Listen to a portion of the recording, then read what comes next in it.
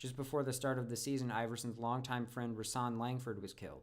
This had a major effect on Iverson, and he was having trouble coping with it throughout the season. Combine Iverson's personal troubles, injuries, the team's poor performance, and the public's criticism together, and it's easy to see why Iverson looked crazy in the press conference.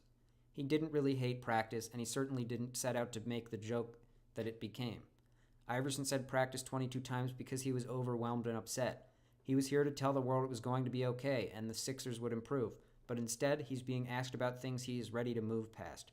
He knows he has a long summer in front of him to deal with the playoff loss and the loss of his best friend, but instead all the media wants to ask him about his practice.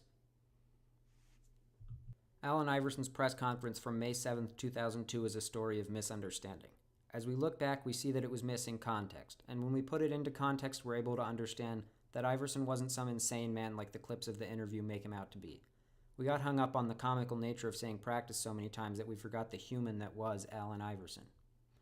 Even with context, though, Iverson's words have lived on in music and culture. Everyone knows the jokes about it, and artists such as Mac Miller, Eminem, Chamillionaire, Action Bronson, and Nick Jonas have sampled or referenced part of his interview in their songs. The interview even has its own Rap Genius page. It lives on in the NBA, with LeBron referencing it in his own 2014 press conference. You've been talking all day. Let's go. Practice? Not the game. You talking about practice? All right, I got to get to practice. It even lives on in politics, with a judge quoting it in a 2015 ruling about the Washington Redskins trademarks.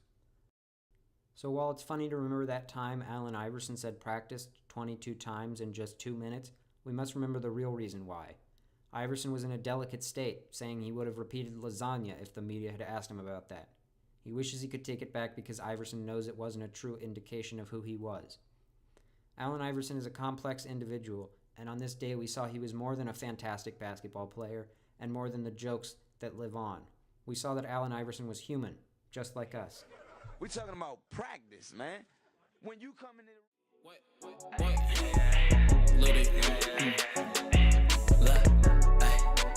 Wake up to the bank.